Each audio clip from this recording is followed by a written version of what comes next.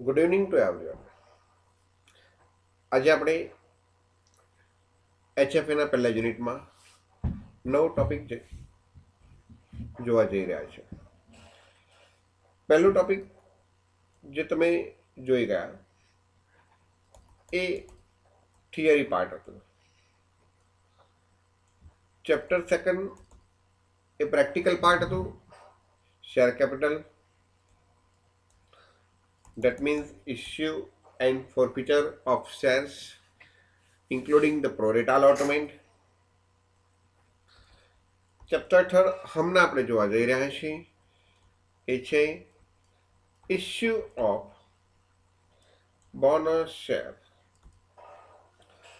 Bonus share issue શા માટે કરવા, કયા પર્પઝથી કરવા, ક્યારે કરવા, how to record this entries, that we have to learn in this topic. It is practical topic. So chapter second and chapter third both are practical, but from this topic there may be a full questions, but here there may be a 5 to 7 mark questions. Chapter 4 is buyback of equity share, જે આપણે already discuss કરી ગયા છે. આ પણ theory છે. અને chapter 5 અંડરરાઇટિંગ commission. અંડરરાઇટિંગ કમિશનનો એક કોન્સેપ્ટ છે, નાનો એક્ઝામ્પલ છે, એ પણ 3 to 4 માર્ક્સના એક્ઝામ્પલ્સ આવી શકે. આ પ્રમાણે આપણા પહેલા યુનિટનો સિલેબસ છે. તો એમાં આપણે જોવા જઈ રહ્યા છીએ ઇસ્યુ ઓફ બોનસ શેર. તો પહેલા તો હું તમને એવું કહું કે ઇસ્યુ ઓફ બોનસ શેર છે શું. તો સમજો, કંપની પોતાની જે કંઈ પણ પ્રોફિટની અમાઉન્ટ છે એ પ્રોફિટની અમાઉન્ટમાંથી દર વર્ષે ફ્યુચર અનસર્ટેનિટી માટે, સમજો, કંપની દર વર્ષે પોતાના ફ્યુચરની જે અનસર્ટેનિટી છે તેના માટે અમુક રકમ રિઝર્વ તરીકે રાખે છે. ફ્યુચરની અનસર્ટેનિટી માટે અમુક રકમ ચોક્કસ હેતુ માટે રિઝર્વ તરીકે રાખે છે. અને અમુક રકમ કંપનીનો જે પ્રોફિટ પોર્શનનો હોય છે અથવા તો એને એની ગુડવિલના મળેલા હોય છે, જે કેપિટલ નેચરની રકમ છે, એ કેપિટલ રિઝર્વ તરીકે રાખે છે. તો કંપની પાસે જ્યારે આવા રિઝર્વની બેલેન્સ બહુ જ થઈ જાય, ઘણી કંપનીઓમાં તો એમની જે શેર કેપિટલ હોય છે ને એના કરતાં 7 times મોર આવા રિઝર્વ થઈ જાય છે. તો એક બાજુ આ રિઝર્વ એઝ ઇટ ઇઝ ફોર્મમાં પડેલા છે, બીકોઝ કંપની એ રિઝર્વનો પોતાના મન ફાવે તેમ ઉપયોગ ન કરી શકે. દરેક રિઝર્વનું ચોક્કસ ક્રિએટ કરવાનું એક ચોક્કસ કારણ હોય છે અને એ પર્પઝથી જ એનો ઉપયોગ થઈ શકે એવું આર્ટિકલ્સ ઓફ એસોસિએશનમાં દર્શાવેલું છે. Then at that time company can't use this reserve for their growth, and on the other side company want to make growth, company want to expand its business which require huge capital. So what that in that situation company can do? એક બાજુ કંપનીને growth કરવો છે, કંપનીને પોતાના બિઝનેસનું expansion કરવું છે, નવી પ્રોડક્ટમાં જવું છે, પ્રોડક્ટ વેરિએશન વધારવો છે, પ્રોડક્ટ માર્કેટ વધારવું છે, માર્કેટિંગ એરિયા વધારવો છે, માર્કેટ શેર વધારવો છે, ટેકનોલોજી નવી લાવવી છે. તો એના માટે એક બાજુ એની પાસે ફંડની ખૂબ જ જરૂરિયાત છે, બીજી બાજુ કંપની પાસે આવા રિઝર્વ અને સરપ્લસ એક્સેસ પડી રહ્યા છે. હવે આ રિઝર્વ અને સરપ્લસને તમારે જો યુટિલાઇઝ કરવા હોય તો તમારે આ રિઝર્વ અને સરપ્લસનું કેપિટલમાં કન્વર્ઝન કરવું પડે. ડાયરેક્ટલી એ રિઝર્વનો ઉપયોગ તમે ન કરી શકો. સમજો, સપોઝ કે કંપની પાસે જનરલ રિઝર્વ 200 crores પડ્યું છે અને કંપનીને 100 કરોડ રૂપિયાની જરૂર છે પોતાના એક્સપાન્શન માટે, તો એવું ડિસાઇડ ન કરી શકે કે આપણી પાસે જે 200 કરોડ પડ્યા છે એ 200 કરોડમાંથી આપણે 100 કરોડ વાપરી લઈએ, લઈ લઈએ. Company can't do this as per the company law. General reserves should be created to meet the uncertainties near the future. જે નજીકના ભવિષ્યમાં કોઈ અનસર્ટેનિટી થાય તેના માટે કંપની એનો ઉપયોગ કરવાનો છે. હવે આ તો અનસર્ટેનિટી તો છે નહીં, કંપનીનો ગ્રોથની જરૂર છે, તો એવા કેસમાં કંપની પાસે એક રસ્તો છે, એક અલ્ટરનેટિવ વિકલ્પ છે. કંપની શું કરશે, જ્યારે એની પાસે આવા રિઝર્વ ને સરપ્લસ બહુ જ વધી ગયા હોય, that means company financially sound હોય, તો કંપની શું કરશે, આ રિઝર્વ ને સરપ્લસને કેપિટલમાં કન્વર્ટ કરી લેશે. સમજો, કેપિટલમાં કન્વર્ટ કરી લેશે એટલે કે જે અત્યાર સુધી રિઝર્વ સરપ્લસ તરીકેનું બેલેન્સ પડી રહ્યું હતું એ હવે કયું બેલેન્સ થઈ જશે કંપની માટે, કેપિટલનું બેલેન્સ થઈ જશે. કારણ કે કંપનીએ શું કર્યું છે, એ રિઝર્વ અને સરપ્લસનું કન્વર્ઝન કેપિટલમાં કર્યું છે. અને હવે એ કેપિટલમાં કન્વર્ટ થયા પછી કંપની એનો ઉપયોગ પોતાના ગ્રોથ, પોતાના એક્સપાન્શન, ટેકનોલોજીકલ ડેવલપમેન્ટ માટે કરી શકશે. તો કંપની પોતાના આવા રિઝર્વ અને સરપ્લસ કે જે એક્સેસિવ નેચરના છે, જેની નિયર ફ્યુચરમાં કોઈ જરૂરિયાત હવે લાગતી નથી, કંપનીનું એક એવું સ્ટેજ આવી ગયું છે કે હવે ત્યાં એને કોઈ પાછું પાડી શકે તેવું નથી, ઓપ્ટિમમ લેવલનો ગ્રોથ થઈ ગયો છે અને હવે તેને પોતાના પ્રોડક્ટ વેરિએશનમાં લાવવું પડે તેવું છે. તો આવા કેસમાં company issue of bonus share દ્વારા પોતાનો જે પ્રોફિટ પોર્શન રિઝર્વ તરીકે પડી રહ્યો હતો તેનું કન્વર્ઝન કેપિટલમાં કરશે. શેના દ્વારા?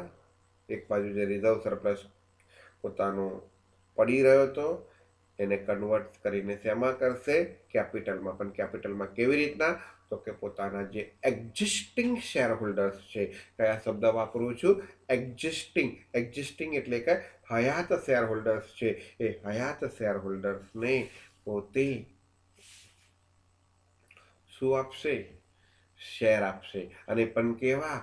Free of charge. Date means તમને કંપની શેર આપશે પણ તમારી પાસેથી કશું લેશે નહીં. તમારી પાસેથી લેવાના બદલે તમારા ભાગનો જ જે રિઝર્વ સરપ્લસમાં પ્રોફિટ પડી રહ્યો છે એનું યુટિલાઇઝેશન કરશે. એટલે એને કહેવાય બોનસ શેર. બોનસ એટલે શું? એક્સ્ટ્રા મળ્યું તમને, તો એને બોનસ શેર કહેવાય. એકલું શેર નહીં પણ તેને બોનસ મળ્યું કહેવાય. તમને એક્સ્ટ્રા મળે ને એને બોનસ કહેવાય. કંપનીમાં તમે જોબ કરતા હોય ને તો એક પગાર એક્સ્ટ્રા મળે દિવાળી વખતે. કેમ? તો because during the Diwali vacation period, Diwali occasion, majority of the employees expenses are increasing. So to sustain this situation, company issued bonus in the terms of extra salary. તો સપોઝ કે એમ્પ્લોયીનો 20,000 રૂપિયા પગાર હોય તો એને 20,000 રૂપિયા બીજા એક્સ્ટ્રા આપવામાં આવે. તો એવી રીતના આ શેર આપવામાં આવે છે, એ એક્સ્ટ્રા આપવામાં આવે છે. રાઇટ શેર અને બોનસ શેર બંનેમાં ડિફરન્સ છે. રાઇટ શેરમાં હકના શેર એટલે કંપની શેર કેપિટલ ઇસ્યુ કરે છે. યાદ રાખો, રાઇટ શેરમાં કંપની શેર કેપિટલ ઇસ્યુ કરે છે, પરંતુ એ ઇસ્યુ કરતી વખતે જનરલ પબ્લિકને ઇન્વિટેશન આપવાના બદલે એ પહેલાં પોતાના એક્ઝિસ્ટિંગ શેર હોલ્ડર્સને ઇન્વિટેશન આપે છે કે અમે પહેલાં તમને ચાન્સ આપીએ છીએ, આપણા કંપનીના શેરમાં ઇન્વેસ્ટમેન્ટ કરો. અમે તમારે આ શેર કેપિટલનો ઉપયોગ કેવી રીતના કરીશું એનું એક પ્રોસ્પેક્ટસ ઇસ્યુ કરે છે. એટલે જો શેર હોલ્ડર્સને પોતાની કંપનીમાં રિટર્નમાં સેટિસ્ફેક્શન હોય, કંપનીના મેનેજમેન્ટમાં સેટિસ્ફેક્શન હોય, તો એ લોકો કંપનીના શેર ફરીથી ખરીદશે, પણ તે વખતે એ લોકોએ કંપનીએ ડિસાઇડ કરેલી અમાઉન્ટ આપવી પડે. એટલે રાઇટ શેરમાં તમને પ્રથમ ખરીદવાનો રાઇટ આપે છે જનરલ પબ્લિક તરીકે, એટલે એને શેરના બદલે રાઇટ શેર કહેવામાં આવે છે. પણ એની સામે પૈસા તો આપવા જ પડે એક્ઝિસ્ટિંગ શેર હોલ્ડર, જ્યારે બોનસ શેરમાં કશું આપવાનું હોતું નથી. અચ્છા, આની સામે કંપનીને શું ફાયદો? તો કંપનીનો જે રિઝર્વ અને સરપ્લસ તરીકે એક્સેસિવ નેચરનો જે પ્રોફિટ પડી રહ્યો હતો એ પ્રોફિટ કેપિટલમાં કન્વર્ટ થઈ જશે, અને કેપિટલમાં કન્વર્ટ થઈ જાય એટલે this is become the part of the capital, and now company can use this capital for their growth and development purpose. There is no any restriction for utilizing this fund. હવે એનું આ ફંડનું જે reserve સરપ્લસમાં utilization કરવા માટે જે restriction હતું એ હવે કેપિટલમાં convert થયા પછી એવું કોઈ રિસ્ટ્રિક્શન રહેતું નથી, એટલે એને બીજું નામ છે કેપિટલાઇઝેશન ઓફ પ્રોફિટ. શું કહેવાય છે? Capitalisation of profit. તમારો જે પ્રોફિટ સ્વરૂપે જે રિઝર્વ અને સરપ્લસ હતા, રિઝર્વ અમુક જે ફ્રી નેચરના રિઝર્વ કહેવાય, એટલે કે ફ્રી, આમ તો ફ્રી નેચરના રિઝર્વ એટલે કે જે કન્ટીજન્સીસની સામે રિઝર્વ રાખ્યા છે એ બધી કન્ટીજન્સીસ પ્યોર નથી, મે ઓર મે બી કન્ટીજન્સીસ છે. એટલે કે આ પ્રકારનું નુકસાન થાય પણ ખરું અને ન પણ થાય, અનએક્સપેક્ટેડ છે. એક પોતાની ફિનાન્શિયલ સાઉન્ડનેસ બનાવવા માટે છે. આ રિઝર્વ જે કંપનીએ ક્રિએટ કર્યા હોય તેના માટે હોય, પોતાની ફિનાન્શિયલ સાઉન્ડનેસ બનાવવા માટે ઊભા કર્યા હોય. તો હવે એક કંપની એ જે રિઝર્વ સરપ્લસ તરીકે પોતાનો જે પ્રોફિટ હતો એને બોનસ શેર દ્વારા શેમાં કન્વર્ટ કરે છે? કેપિટલમાં. એટલે એને એનું પ્રોફિટનું કેપિટલાઇઝેશન કર્યું કહેવાય. તો આવા કેસની અંદર એનું બીજું નામ છે ઇસ્યુ ઓફ બોનસ શેરનું capitalisation of profit. Now the question is that how the company can issue the bonus share. So it's a specific procedure, specific guideline given in our Companies Act 2013 in section 63. Specific guidelines given under the section 63 of the Companies Act 2013. અને એ guideline શેને related છે? તો કે કયા share, bonus share માટે કયા રિસોર્સિસનું utilization કરશો, કયા સોર્સિસનો ઉપયોગ કરશો, કંપની પાસે જે રિઝર્વ સરપ્લસ છે એમાંથી કયા સોર્સિસનો ઉપયોગ કરશે અને કયા સોર્સિસનો ઉપયોગ નહીં કરે. That means utilising sources to issue the bonus share, utilizing sources to issue the bonus share, and sources not to be utilized. કયા સોર્સિસનો ઉપયોગ થશે અને કયા સોર્સિસનો ઉપયોગ કંપની નહીં કરે. ત્રીજો કેસ છે સેક્રેટરિયલ ફોર્માલિટીઝ ટુ બી ફોલોડ. એવી કઈ સેક્રેટરિયલ ફોર્માલિટીઝ છે કે જે કંપનીએ ફોલો કરવી પડે? એને રિલેટેડ ગાઈડલાઇન્સ સેક્શન 63માં આપેલી છે બોનસ શેર માટેનું. પહેલો પોઈન્ટ કયો આપેલો છે? 5 પોઈન્ટ આપેલા છે ગાઈડલાઇન પોઈન્ટ ઓફ વ્યૂ. એક, કયા સોર્સિસનો ઉપયોગ તમે કરી શકશો. બીજું, કયા સોર્સિસનો ઉપયોગ તમે નહીં કરી શકો. ત્રીજું, કઈ સેક્રેટરિયલ ફોર્માલિટીઝ ફોલો કરવી પડશે. ચોથું, કઈ કંપની એવી છે કે જે પોતે બોનસ શેર ઇસ્યુ કરવા માટે એબિલિટી ધરાવતી નથી, મીન્સ સ્ટેચ્યુટરી એબિલિટી નથી, કાયદો એને પરમિશન આપતું નથી. તો કયા પ્રકારની કંપનીઓ છે કે જેને કાયદો પરમિશન આપતું નથી.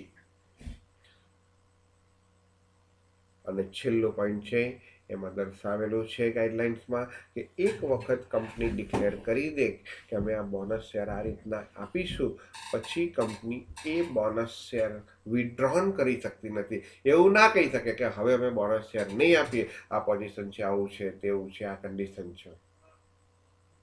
That means if one time you declare the bonus, then it is compulsory for company to pay to issue the bonus share to the existing shareholders. So section 63 explains this 5 points in details.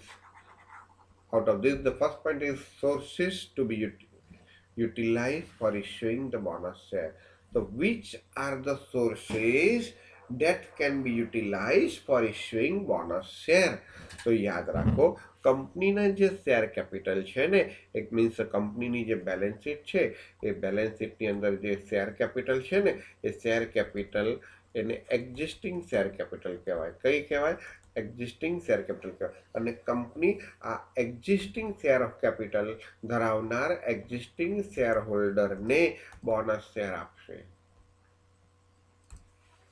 કોને આપશે?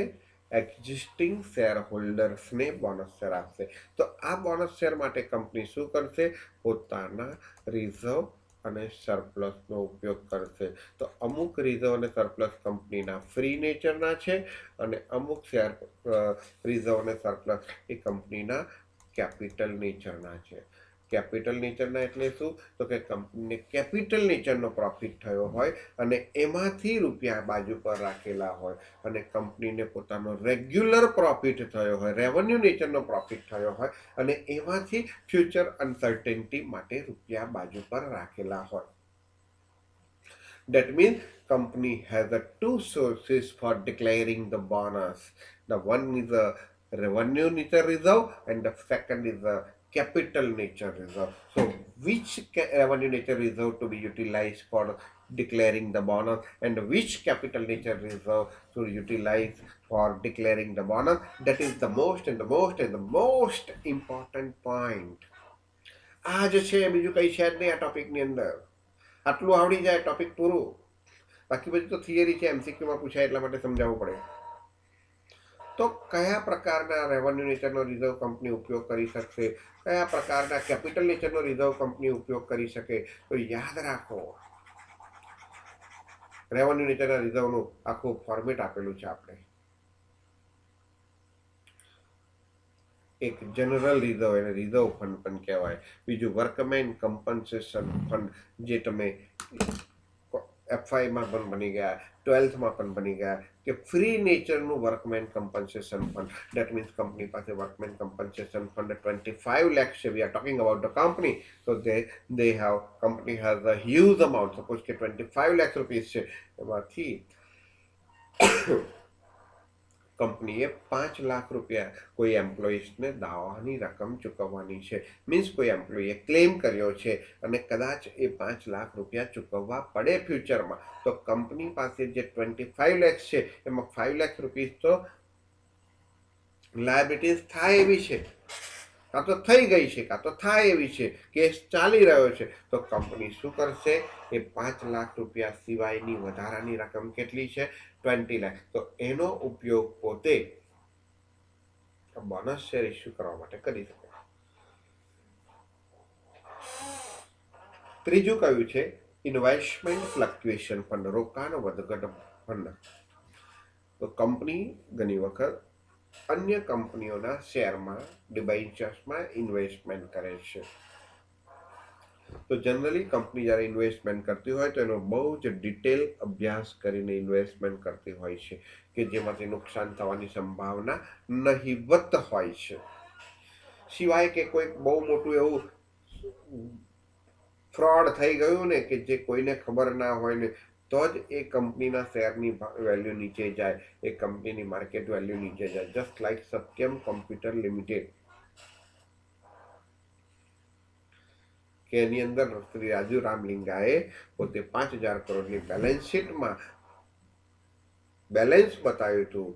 એ balance ખરેખર હતું નહીં, એટલે કે એ કંપનીમાં 5,000 કરોડનો ગોટાળો નીકળ્યો એના ચાર્ટર્ડ એકાઉન્ટન્ટ દ્વારા. એટલે લોકોને એવું થયું કે આ તો દેખાયું, પકડાયું એ આ છે, પણ નહીં પકડાયું હોય એવું કેટલું હશે? એટલે લોકો ગભરાયા, એટલે બધાએ શેર વેચવા ચાલ્યા. 350 રૂપિયાનો શેર 35 રૂપિયા નતા મળતા એક વખત, અને પછી ધીરે ધીરે પાછો એ વધ્યો. યસ બેંકની વાત કરો, હમણાંની જ વાત કરીએ તો યસ બેંકમાં ઘોટાળો થયો હતો. તો એના શેરની વેલ્યુ ખૂબ જ ઘટી ગઈ હતી. પછી SBIએ લઈ લીધી, ટેક ઓવર કરી, ગવર્મેન્ટે એની અંદર દખલગીરી કરી, તો આજે લોકોનો વિશ્વાસ પાછો આવ્યો અને યસ બેંક અત્યારે ઊભી થઈ ગઈ છે. આવું બનતું રહેતું હોય છે, એવું નથી હોતું કે નથી બનતું. તો જ્યારે કંપની આવા કોઈ શેરમાં, આવા કોઈ કંપનીના શેરમાં ઇન્વેસ્ટમેન્ટ કરે, ડિબેન્ચરમાં ઇન્વેસ્ટમેન્ટ કરે, તો એમાંથી ફ્યુચરમાં કદાચ લોસ થાય તો એને પહોંચી વળવા માટે એક ફંડ બાજુ પર રાખે છે, જેને કહીશું ઇન્વેસ્ટમેન્ટ ફ્લક્ચ્યુએશન ફંડ. શું કહીશું? Investment fluctuation fund. Dividend equalisation reserve. Dividend equalisation reserve એટલે શું? તો કંપની દર વર્ષે ડિવિડન્ડ આપતી હોય છે. જે કંપની ડિવિડન્ડ ડિક્લેર કરવાની પેટર્ન કેવી છે કંપનીની, એના આધારે એની માર્કેટ વેલ્યુ ક્રિએટ થતી હોય છે. એટલે હવે કંપનીની માર્કેટ વેલ્યુ સપોઝ કે વધી ગઈ છે, તો કંપની હવેના સમયની અંદર પોતે ડિવિડન્ડ જે લાસ્ટ યર પ્રમાણે આપતી હોય ને એ પ્રમાણે એને આપવું પડે. નહીં તો શું થાય, એની માર્કેટ વેલ્યુ ડિવિડન્ડ ઓછું ડિક્લેર કરે એટલે માર્કેટમાં એવું લાગે કે આ કંપની ફડચામાં જઈ રહી છે. ઉગતા સૂરજને પ્રણામ કરે, ડૂબતા સૂરજને પ્રણામ ના કરે. એવી રીતના કંપની જો પાછી પડતી હોય ને તો બધા એના શેર ફટાફટ વેચી દે. તો જે ઇન્વેસ્ટમેન્ટ ફ્લક્ચ્યુએશન ફંડ છે, રોકાણ વધઘટ ફંડ, તો એ જે રોકાણ વધઘટ ફંડ છે, એ રોકાણ વધઘટ ફંડ એ આવા કોઈ લોસ થાય ઇન્વેસ્ટમેન્ટમાં, માર્કેટ વેલ્યુ ઘટી જવાને કારણે, અથવા આવી કોઈક બાબતો આવી જવાને કારણે, તો એ નુકસાનને પહોંચી વળવા માટે ઊભું કરેલું ફંડ છે, જે ફ્રી નેચરનું રિઝર્વ કહેવાય. કારણ કે ફંડમાં નુકસાન થવાનું છે એવું શક્ય જરૂરી નથી કે થાય, પણ હા, બિલ્ડિંગ ફંડ હોય તો એ બિલ્ડિંગની વેલ્યુ ભવિષ્યમાં ઝીરો થવાની છે કાં તો ઘટવાની છે. તો એના માટે જે રિઝર્વ ક્રિએટ કર્યું તો એ ફ્રી નેચરનું ના કહેવાય. પણ ઇન્વેસ્ટમેન્ટ ફ્લક્ચ્યુએશન ફંડ તો એનું ભવિષ્યમાં આવું થવાનું છે એવું કહેવાય.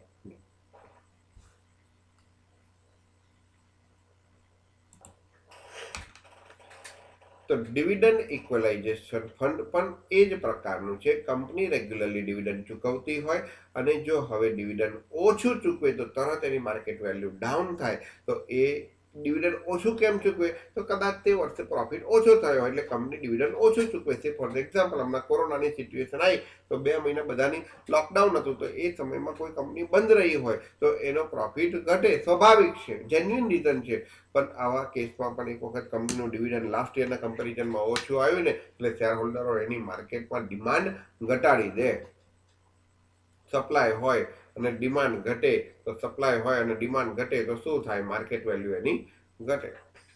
તો આવું ન થાય એટલા માટે કંપની એક ડિવિડન્ડ ઇક્વલાઇઝેશન ફંડ ઊભું કરતી હોય છે, ડિવિડન્ડ ઇક્વલાઇઝેશન રિઝર્વ ઊભું કરતી હોય છે, કે આવી કોઈક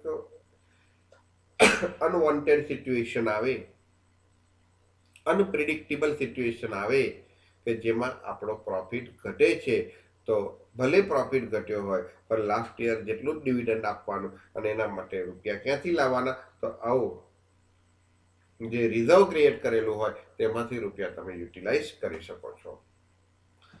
સમજ પડશે દરેકને. ત્યારબાદ પ્રોફિટ એન્ડ લોસ એકાઉન્ટનું બેલેન્સ. પ્રોફિટ એન્ડ લોસ એકાઉન્ટના 2 બેલેન્સ હોય, એક ડેબિટ બેલેન્સ હોય અને બીજું ક્રેડિટ બેલેન્સ હોય. તો આપણે ક્રેડિટ બેલેન્સ એ પ્રોફિટનો પોર્શન છે, તો એમાંથી રૂપિયા તમે યુટિલાઇઝ કરી શકો છો. તો આ ફ્રી નેચરના 5 રિઝર્વ છે. કેપિટલ નેચરના reserve, security premium, company share issue કરે અને એનું જે સિક્યોરિટી પ્રીમિયમ આવેલું હોય તો એ સિક્યોરિટી પ્રીમિયમ કેપિટલ નેચરનું રિઝર્વ કહેવાય. કેપિટલ રિઝર્વ, કંપનીને કોઈ કેપિટલ નેચરનો બિઝનેસ કર્યો હોય, પ્રોફિટ થયો હોય તો એ પ્રોફિટ કેપિટલ રિઝર્વ તરીકે રાખવામાં આવે. Not by revaluation that reserve, but here be remember કે એ જે કેપિટલ રિઝર્વ છે એ મિલકતની રિવેલ્યુએશનને કારણે ન થવો જોઈએ. ધેટ મીન્સ કેશ નેચરનો કેપિટલ રિઝર્વ થવો જોઈએ. રોકડા રૂપિયા મળેલા હોય. ધારો કે હું તમને એક એક્ઝામ્પલ આપું, કંપની પાસે એક બિલ્ડિંગ છે, ઓફિસ બિલ્ડિંગ 5 કરોડની હતી, હવે એની કિંમત 10 કરોડ થઈ ગઈ છે. પણ કંપનીએ એવું નક્કી કર્યું છે કે આપણે એની 7 કરોડ બુક વેલ્યુ લાવી આવે. પહેલાં 5 કરોડ હતી, હવે એની 10 કરોડ થઈ છે, પણ આપણે 7 કરોડ લાવીએ. તો એ 5 કરોડના 7 કરોડ આવ્યા તો 2 કરોડ રૂપિયા જે રિવાલ્યુએશનને કારણે એની મિલકતની કિંમત વધી, તો એ 2 કરોડ રૂપિયા એ વ્યક્તિ કંપની નોન કેશ ફોર્મમાં રાખે છે. કેપિટલ રિઝર્વ ક્રિએટ થયું છે, મિલકતની કિંમત વધવાથી કેપિટલ રિઝર્વ ક્રિએટ થયું છે. તો એ પ્રકારના કેપિટલ રિઝર્વનો ઉપયોગ કંપની બોનસ શેર માટે ન કરી શકે, બીકોઝ એ 2 કરોડ વધ્યા એ મિલકતના સ્વરૂપમાં વધ્યા છે, કેશ ફ્લો થયો નથી. જે કેશ ફ્લો થયો હોય એ જ રૂપિયા તમે રાખી શકો. હા, 5 કરોડની બુક વેલ્યુની મિલકત વેચી અને એના 7 કરોડ આવ્યા તો 2 કરોડ વધ્યા, તો એ 2 કરોડ રૂપિયા એ કેપિટલ નેચરનો પ્રોફિટ કહેવાય. તો એ કેશ ફોર્મમાં કેપિટલ નેચરનો પ્રોફિટ કહેવાય. પણ રિવેલ્યુએશન કર્યું હોય અને કેપિટલ રિઝર્વ ક્રિએટ થયું હોય તો નોન કેશ ફોર્મમાં ક્રિએટ થયું હોય તો નોન કેશ ફોર્મ વાળો પોઈન્ટ વેચાય નહીં. કેશ ફોર્મ વાળી જ કેપિટલ નેચરનું રિઝર્વ વેચાય. ત્રીજું છે કેપિટલ રિડમ્પશન રિઝર્વ. કે કંપનીની કેપિટલમાં ઘટાડો થાય તો એનું એક રિઝર્વ ક્રિએટ કરવામાં આવે, જેથી કરીને કંપનીને રૂટીનમાં તકલીફ ના પડે. તો આવા કેપિટલ નેચરના 3 રિઝર્વ છે: સિક્યોરિટી પ્રીમિયમ, કેપિટલ રિઝર્વ અને કેપિટલ રિડમ્પશન રિઝર્વ, જેને CRR કહીશું. જ્યારે ફ્રી નેચરના રિઝર્વ છે 5. તો શું કહે છે કે જે ફ્રી નેચરના રિઝર્વ છે ને, ઇટ કેન બી યુટિલાઇઝ. તો અબાઉ રિઝર્વ યુટિલાઇઝ શું કહે છે? જુઓ, above reserve utilise for issuing bonus share to partly paid up shareholders as well as fully paid up shareholder. એટલે કંપનીએ partly paid up shareholder issue કરવા હોય કે કંપની ઇસ્યુ કરેલા હોય ને એ લોકોને બોનસ ડિક્લેર કરવું હોય, કાં તો ફુલ્લી પેડ અપ શેરહોલ્ડર્સને બોનસ ડિક્લેર કરવું હોય, તો ફ્રી નેચરના રિઝર્વનો ઉપયોગ થાય. પણ કેપિટલ નેચરના રિઝર્વનો ઉપયોગ ક્યારે થાય? તમારે કેપિટલ વધારવી હોય તો. એટલે અહીંયા લખ્યું છે કે અબાઉ રિઝર્વ એટલે કે આ કેપિટલ નેચરના reserve utilise for issuing bonus to only fully paid up shareholder. Fully paid up shareholder માટે જ તમે બોનસ ડિક્લેર કરી શકો. તમારે ફુલ્લી પેડ અપ શેરહોલ્ડર્સને બોનસ આપવું હોય તો તમે કેપિટલ રેવન્યુ નેચરના રિઝર્વનો ઉપયોગ તો કરી શકો, પણ કેપિટલ નેચરના રિઝર્વનો ઉપયોગ પણ કરી શકો. પણ પાર્ટલી પેડ અપ શેરહોલ્ડર્સને તમારે બોનસ ડિક્લેર કરવું હોય તો ફક્ત રેવન્યુ નેચરના જ રિઝર્વનો ઉપયોગ થાય, કેપિટલ નેચરના રિઝર્વનો ઉપયોગ થતો નથી. કારણ કે એની પાછળનો ઇન્ટેન્શન કયો? તો એક જ ઇન્ટેન્શન છે કે એ રિઝર્વ, સમજો એનો પાછળનું ઇન્ટેન્શન કરો કે એ કેપિટલ નેચરના રિઝર્વનો ઉપયોગ કરવાથી કેપિટલ વધવી જોઈએ. જો કેપિટલ ના વધતી હોય, પાર્ટલી પેડ અપ શેર હોલ્ડરમાં તો પેડ અપ કેપિટલ વધશે, પણ ઓથોરાઇઝ શેર કેપિટલ કાં તો ઇશ્યુડ શેર કેપિટલ તો તેની તે જ રહેવાની છે, એટલે શેર કેપિટલ વધતી નથી. એટલે એવા કેસમાં યાદ રાખો, શેર કેપિટલ ના વધતી હોય તો એવા કેસની અંદર કંપની શું કરશે? એ કેપિટલ નેચરના રિઝર્વનો ઉપયોગ બોનસ શેર ડિક્લેર માટે કરી શકશે નહીં. Okay, next point. 2 point. Point to be remember: P&L account credit balance should be utilized last if needed. Revenue નેચરના રિઝર્વનો ઉપયોગ કરતા હોય ને તો P&L એકાઉન્ટના નેચરનો ઉપયોગ છેલ્લા કરો, P&L નો ઉપયોગ છેલ્લો કરવો પડે. બીજા બધા રિઝર્વનો ઉપયોગ થઈ જાય, general reserve, workman compensation fund, dividend equalisation fund, એ બધાનો કેપિટલ નેચરનો રિઝર્વ બધાનો ઉપયોગ થઈ જાય. પછી છેલ્લા રૂપિયા ખૂટે બોનસ ડિક્લેર કરવા માટે તો જ તમારે આ ફંડનો P&L એકાઉન્ટના બેલેન્સનો ઉપયોગ કરવાનો. અને બીજો પોઈન્ટ, પહેલાં તમારા એક્ઝામ્પલમાં સપોઝ કે ફૂલ partly paid up share holder હોય, સમજો હા, પાર્ટલી પેડ, આ એક્ઝામ્પલ જ જણાવું છું, partly paid up share holders હોય અને એને તમે બોનસ શેર આપવા માંગો છો તો તમારે શું કરવું પડે? કમ્પલસરીલી પહેલાં પાર્ટલી પેડ અપને ફુલ્લી પેડ અપમાં કન્વર્ટ કરવા પડે. અને ફુલ્લી પેડ અપ કન્વર્ટ થઈ જાય પછી જ એ લોકોને બોનસ ડિક્લેર કરવું પડે. કારણ કે નિયમ છે કે ફુલ્લી પેડ અપ શેર હોલ્ડર્સને જ બોનસ ડિક્લેર થાય, પાર્ટલી પેડ અપને ના થાય. હવે તમારા પાર્ટલી પેડ અપ છે, ડેટ મીન્સ કંપનીએ સપોઝ કે ₹10ની ફેસ વેલ્યુનો શેર હતો અને કંપની ₹8 કોલ્ડ અપ કર્યા હતા. કંપનીને એવું કે બીજા ₹2 જ્યારે જોઈશે ત્યારે હું માગી લે, પણ કંપની ₹8માં જ એટલી બધી એક્સેસ કેપિટલ થઈ ગઈ અને કંપનીની એટલી બધી માર્કેટ વેલ્યુ વધી, કંપનીનો એટલો બધો પ્રોફિટ થયો તો કે કંપનીને ₹2 બહાર પાડવાની જરૂર જ ના પડી. તો આ કંપનીના શેર કયા કહેવાય? Partly paid up.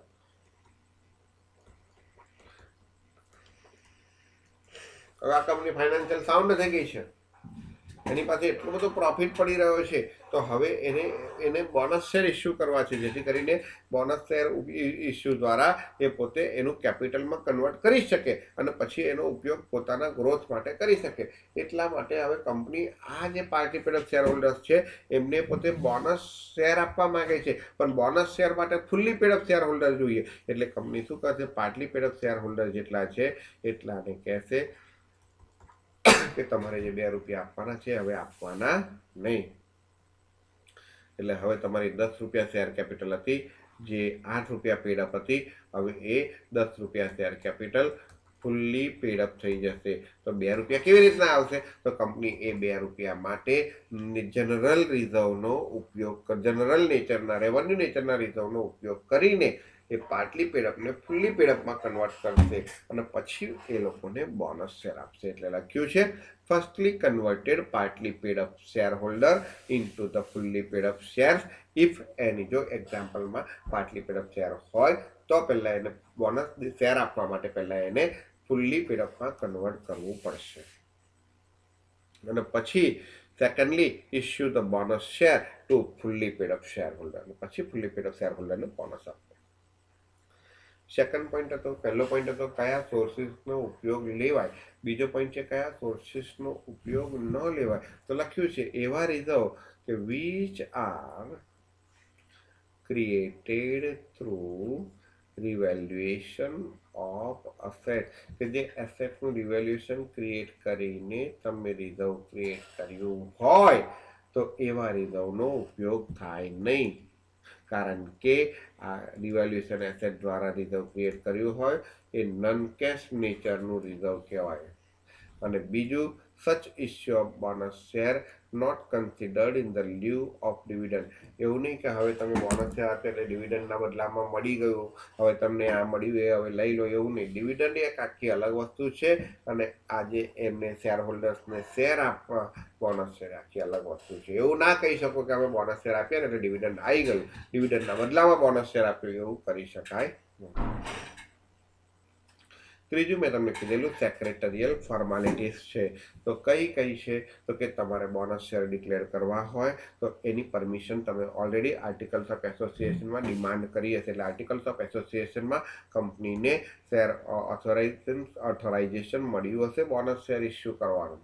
બીજું, તમારે જ્યારે બોનસ શેર ઇસ્યુ કરવા હોય તો પહેલાં બોર્ડ ઓફ ડાયરેક્ટર્સની મિટિંગ બોલાવવામાં આવે અને બોર્ડ ઓફ ડાયરેક્ટર્સની અંદર એને રિકમાન્ડ કર્યું હોય કે હવે આપણી આ પોઝિશન છે તો હવે આપણે એ પોઝિશનને આપણે લાભ લેવા માટે આપણે બોનસ શેર લોકોને આપીએ. એટલે બોર્ડે એનું રિકમેન્ડેશન કર્યું હોય. અને લાસ્ટ, બોનસ શેર ડિક્લેર કરવાની ઓથોરિટી જે છે, સમજો, બોનસ શેર ડિક્લેર કરવાની જે ઓથોરિટી છે એ ઓથોરિટી એજીએમમાં શેર હોલ્ડરોએ આપેલી હોવી જોઈએ, બહુમતી પાસ કરેલી હોવી જોઈએ, રિઝોલ્યુશન, ઠરાવ પાસ કરેલો હોવો જોઈએ. બહુ ઇમ્પોર્ટન્ટ પોઈન્ટ છે. જો શેર હોલ્ડર ના પાડે તો તમારાથી બોનસ શેર ડિક્લેર્ડ ન થાય. રિઝોલ્યુશનમાં તમારો જો મેજોરિટી ન આવે તો તમારાથી બોનસ શેર ડિક્લેર્ડ ન થાય. પણ એવું બનવાનું નથી. કેમ નથી બનવાનું? તો કે કંપનીના મેજોરિટી શેર હોલ્ડર તો કંપનીના પ્રમોટર્સે લઈ લીધેલા હોય, એટલે બોર્ડ ઓફ ડાયરેક્ટર લઈ લીધેલા હોય, એટલે એ લોકો જે નક્કી કરે બધું કમ્પ્લીટ જ હોય.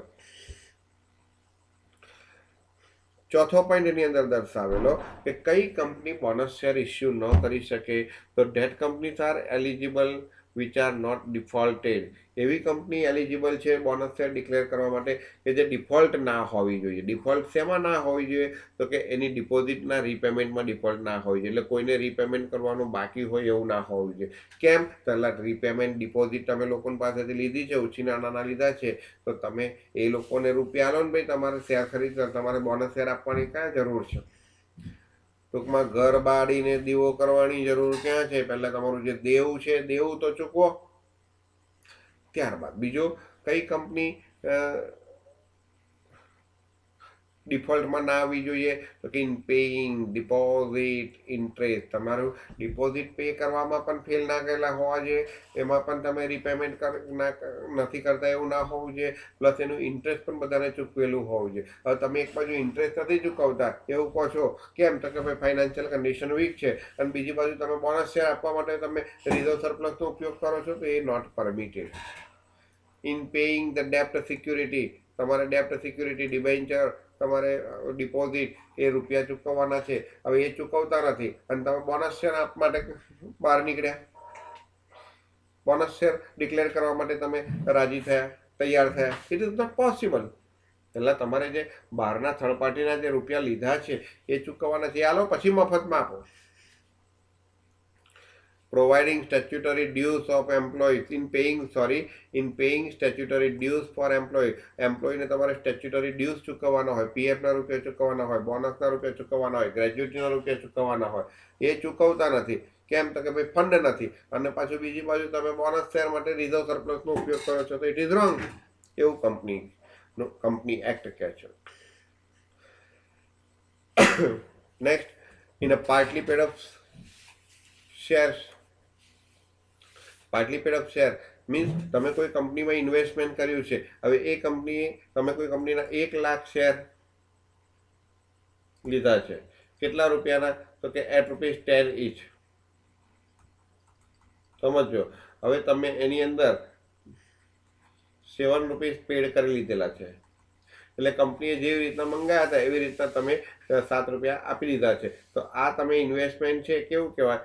પાર્ટલી પેડ ઓફ શેરનું ઇન્વેસ્ટમેન્ટ કહેવાય. હવે તમારે બાકીના ₹3 કંપનીએ મંગાયા, તો તમારે આલવાના છે, પણ તમે આપતા નથી. કેમ? તો કે ફંડ નથી, અને બીજી બાજુ તમે એવું કહો છો કે અમારી પાસે ફંડ વધારે છે અને બોનસ શેર ડિક્લેર કરી. How is it possible? એટલે કે તમારા જો પાર્ટલી પેડ ઓફ શેર હોય અને કંપનીએ મંગાયા ના હોય, ના આપ્યા ₹3 તો બરોબર, પણ કંપનીએ મંગાયા છે ને તમે કેશ ફ્લો નથી એવું રીઝન બતાવો અને એના કારણે તમે ના ચૂકવતા હોય, તો તમને બોનસ શેર ડિક્લેર કરવાની પરમિશન નહીં મળે. અને લાસ્ટ કહે છે, announce bonus share can't be withdrawn as per section 63 subsection 2 para F. તો આ પ્રમાણે તમારે બોનસ શેર ડિક્લેર થાય. તો બોનસ શેરની આ ગાઈડલાઇન્સની આપણે વાત કરી. નેક્સ્ટ પીરિયડમાં એની એકચ્યુઅલ ગાઈડલાઇન્સ કઈ છે, પેમ્પલેટમાં આપેલું છે, તેના વિશે વાત કરીએ, એની એન્ટ્રીઝ વિશે વાત કરીએ. Okay, good day, good bye.